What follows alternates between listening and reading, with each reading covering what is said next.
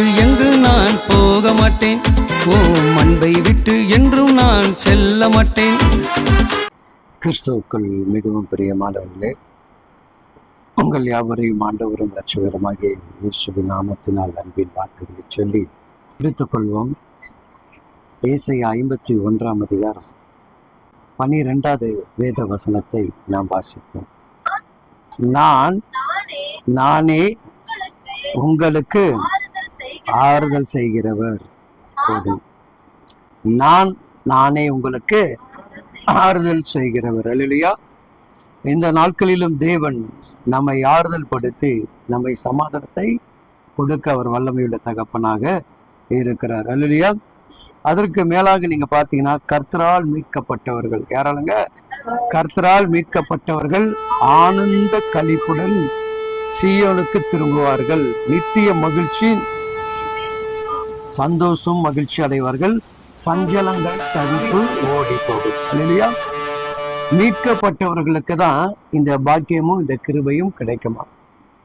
ஆண்டவரால் யாரெல்லாம் மீட்கப்படுகிறார், யாருக்கெல்லாம் கர்த்தர் மீட்பை கொடுக்கிறார் என்று சொன்னா, அவங்க துதி சத்தத்துல தான் என்ன பண்ண முடியும்? உணர்ந்து கொள்ள முடியும். இல்லையா? ஏன்னா அவங்களுக்கு அந்த பாரம் இருந்தாலும், அந்த சஞ்சலம் இருந்தாலும், அந்த கஷ்டம் இருந்தாலும், கர்த்தருக்குள் அந்த பிரியம் என்ன பண்ணுங்க, அளவில்லாமல் அவர்களுக்கு காணப்படும். சில பேர் என்னதான் சந்தோஷம், மகிழ்ச்சி இருந்தாலும் இருதயத்துல துதி சத்தம் அவங்களுக்குள்ள என்ன இருக்காது? ஒரு மன மகிழ்ச்சியா இருக்காது. அப்ப அவங்களுக்குள்ள என்ன கிடைக்கல? ஏதோ ஒரு விடுதலை கிடைக்கல. இல்லையா? விடுதலை கிடைத்தவர்களால தான், கடவுளால் மீட்கப்பட்டவர்களுக்கு மட்டும்தான் இருக்குங்க மிகப்பெரிய மகிழ்ச்சி அடைகள். அதனாலதான் கர்த்தர் சொல்ற, நான் உங்களுக்கு ஆறுதல் செய்வேன். 3வது வசனத்தை பார்த்தீங்கன்னா, கர்த்தர் சீயோனுக்கு ஆறுதல் செய்வார். என்ன செய்வாருங்க? அல்லையா? 3வது வசனம் சொல்லுது, ஆமென். அவர் என்ன பண்ணுவாராங்க? அது பாலான ஸ்தலத்தை தேடுறது செய்வார். அல்லையா? பொறுமை. அப்போ தேவனுடைய பிள்ளைகள் உன்னை என்னையும் ஆற்றி தேற்றுகிற ஒரு ஆறுதல் யாருன்னா, நம்முடைய ஆண்டவராக இயேசு கிறிஸ்து. அல்லையா? அவர் நம்மை எப்படி ஆறுதல் படுத்தினா, பாலாக கடக்கிற நம்மளை பராமரிக்காம, நம்மளை கவனிக்காம, நம்மளை யாருமே பேசுறது கூட நம்ம கிட்ட நெருங்கிறதுக்கு யோசிக்கிற காலங்களில இவர் நமக்கு என்ன பண்றாருங்க? மிகப்பெரிய ஆறுதலை தருகிற தேவனாக இருக்கிறார். அல்லேலூயா. அப்போ வேதத்துல தேவ பிள்ளைகள் கவனிக்கணும். ஒரு விதவை தன்னுடைய நியாயத்துக்காக ஒரு ராஜா கிட்ட போய் என்ன பண்ணுவாங்க? மன்றாடி நிற்பார். ஆனா அந்த ராஜா பார்த்தீங்கன்னா கடவுளுடைய பயமற்றவன். அவன் யாருங்க? தேவ பயமற்றவன், மனிதர்களை மதிக்காதவன். அப்படிப்பட்ட இடத்துல நியாயம் கிடைக்குமா? அப்படிப்பட்ட மனுஷனுடைய இருதயத்திலிருந்து நமக்கு ஒரு ஆறுதல் கிடைக்குமா என்று எண்ணி பார்ப்போம்னா நிச்சயமா என்ன பண்ணாது? சொல்ல, ஐயோ அந்த ஆள்கிட்ட போறதா, அவனே கோவக்காரன், அவன் என்ன பண்ணுவான், நமக்கு செவிய கொடுக்க மாட்டான் அப்படின்னு சொல்லிட்டு என்ன பண்ணுவோம்? நம்ம விலகிடும். இல்லையா? ஆனா இந்த ஸ்திரீயானவள் தொடர்ந்து என்ன பண்றாங்க? போராடினார் என்று வேதம் சொல்லுகிறது. அது யாரால போராட முடியும்னா, ஜெபிக்கிற, விடுதலை அடைந்த பிள்ளைகளால தான். ஒரு துன்மார்க்கமான மனிதனை கூட என் துதி சத்தம் என்ன பண்ண மாற்றும். லூக்கா 18 அதிகாரம் 1-2 முதலாவது வாசித்து பாருங்க. என்னங்க? சோர்ந்து போகாமல் எப்பொழுதும் ஜெபம் பண்ண வேண்டும் என்பதை குறித்து கவனிங்க. அவர் என்ன சொல்றாருங்க? சோர்ந்து போகாம நீ என்ன பண்ற? இந்த இடத்துல நியாயம் கிடைக்காது, இந்த இடத்துல நீதி கிடைக்காது, இவங்கிட்ட நமக்கு எந்த ஒரு ஆறுதலான வார்த்தை வராது நீ சொல்லும் பொழுது உன் ஜெபம் என்ன பண்ணக்கூடாது? சோர்ந்து போக கூடாது. அந்த ஜெபமானது என்ன பண்ணுமா? கல்லான இருதயத்தையும் உடைக்குமா. அந்த ஜெபம் என்ன பண்ணுமா? கல்லான இருதயத்தையும் உடைக்குமா. இல்லையா? அப்ப சரியா ஜெபிக்க சொல்றாரு. ஆண்டவர் என்ன சொல்றாரு? சோர்ந்து போகாம ஜெபிக்க சொல்றாரு. என்ன சொல்றாரு? இதை யாருக்கிட்ட சொல்றேன்னா, சீசர்களுக்கு கர்த்தர் என்ன பண்றாருங்க சொல்றாரு. இல்லையா? இப்ப நம்மளாம் யாரு? தேவனுடைய சீசர்கள், சீசிகள். அப்ப உங்களை எண்ணி பார்த்தா கர்த்தர் சொல்லுகிறார், இந்த பிரச்சனை இருந்து என்னால விடுதலை பெற முடியாதுன்னு நீ நினைக்காத. இந்த காரியத்தை என்னால வாய்க்க பண்ண முடியாது என்று நீ என்ன பண்ணாத? சிந்திக்காத. நீ அதை சிந்திச்சுன்னா நீ என்ன பண்ண? சோர்ந்து போயிடுவ. உன்னால என்ன பண்ண முடியும்? செபிக்க முடியாது. அல்லையா? அப்ப அவர் எதை நமக்கு உறுதிப்படுத்துகிறார்னா, சோர்ந்து போகாமல் ஜெபிக்க கற்றுக்கொள். சோர்ந்து போகாம ஜெபிக்க கற்றுக்கொள். அல்லையா? அந்த சோர்ந்து போகாம நீ ஜெபிச்சுனா பிரச்சனை உன்னை விட்டு நீங்கும். அப்போ சொல்லிட்டு சொல்றாரு பாருங்க, வாசிங்க. ஒரு பட்டணத்திலே ஒரு நியாயாதிபதி இருந்தார். அவன் தேவனுக்கு பயப்படாதவனோ. அவன் யாருக்கு பயப்படாதவனாங்க? தேவனுக்கு பயப்படாதவனா, மனுஷனை மதியாதவன். நல்லா கொஞ்சம் பாருங்க, தேவனுக்கு பயந்தவர்கிட்ட நமக்கு என்ன கிடைக்கல? நியாயம் கிடைக்காது. இல்லையா?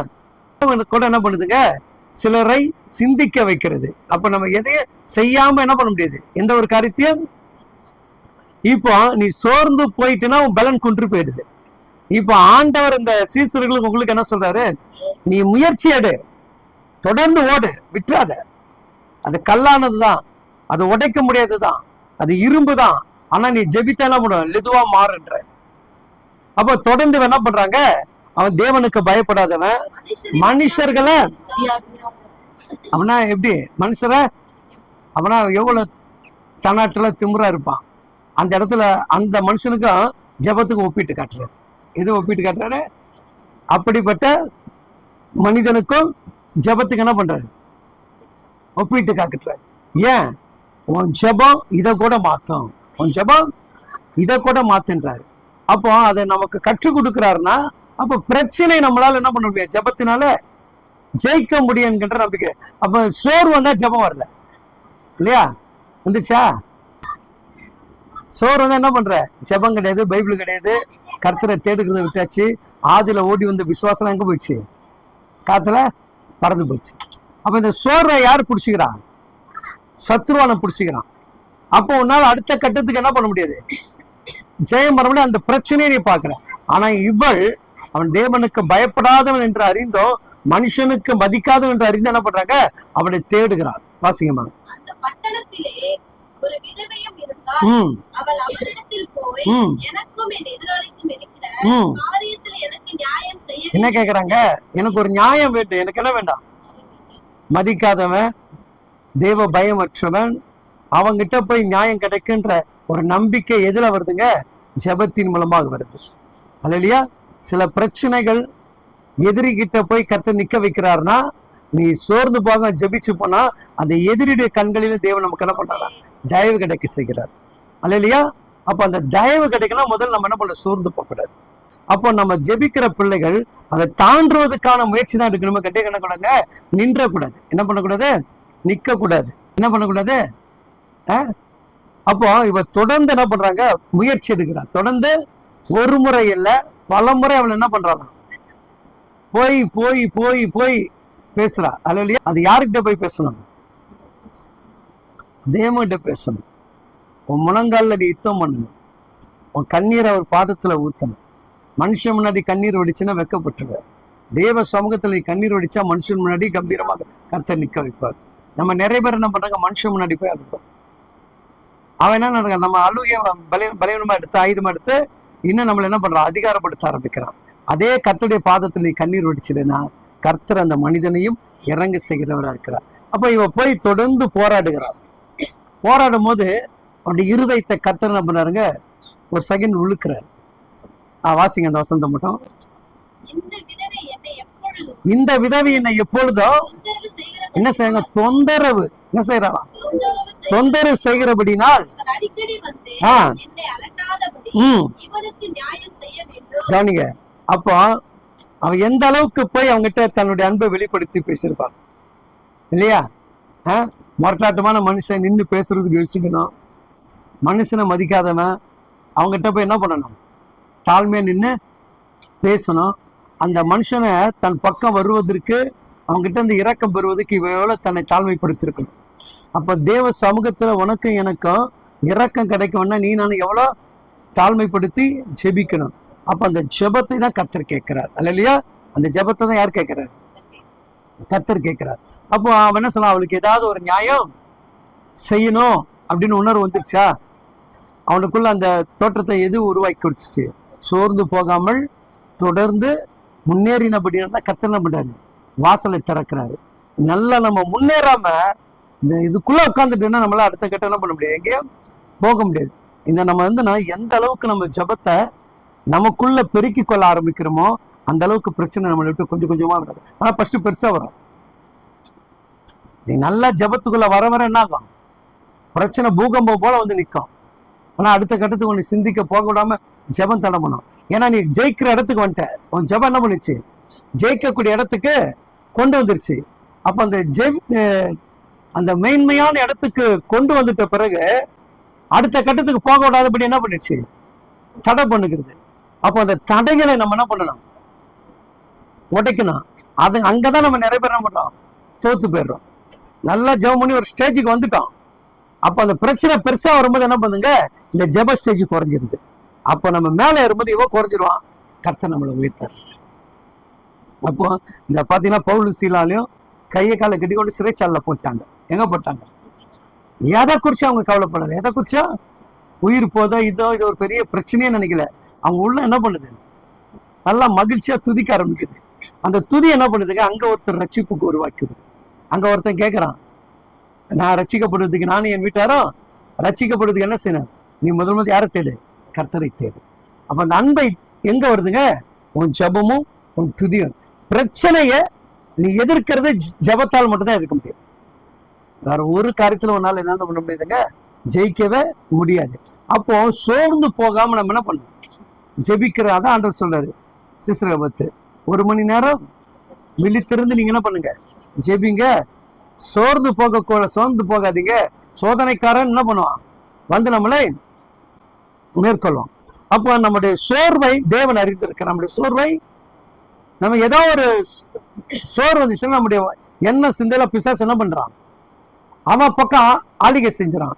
அப்ப அந்த ஜெபம் பண்ண முடியல, பைபிள் வாசிக்க முடியல, தேவனுடைய ஆலயத்துக்கு போக முடியல, எல்லாமே நமக்கு என்ன பண்ணுதுங்க? தடைப்பட்டுக்கிட்டே போகுது.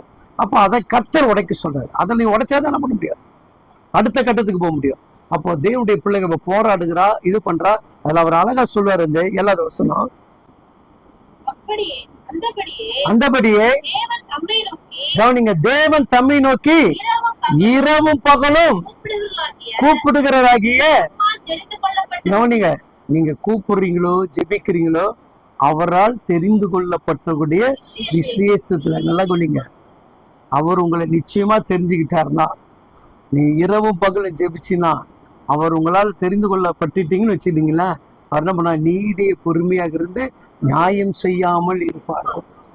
பொறுமையா இருக்கிறார் நம்ம நினைச்சிட்டு இருக்கிறோம். நியாயத்துக்காக அவர் என்ன பண்றாரு? பொறுமையா இருக்கிறார். அல்லையா? நமக்கு ஒரு நல்ல வழியை ஏற்படுத்துவதற்காக மிகுந்த பொறுமையோடு கூட காத்திருக்கிறார். அப்போ தேவனுடைய பிள்ளைகள் நீங்களா என்ன பண்ணுங்க? சோர்ந்து போகாமல் இடைவிடாமல் செபிங்க. தெய்வ சமூகத்துல காத்திருங்க. கர்த்தருக்கு பிரியமாக இருங்க. கர்த்தர் உங்களுடைய காரியத்தை என்ன பண்ணாருங்க? அனுகூலமாக வாய்க்க பண்ணுவார். அப்போ தேவனுடைய பிள்ளைகளுடைய வாழ்க்கை என்ன பண்ணுங்க? தேவனை மாத்தம் சார்ந்திருங்க. அவர் உங்களுக்கு பெரிய பெரிய காரியத்தை செய்வார். நம்ம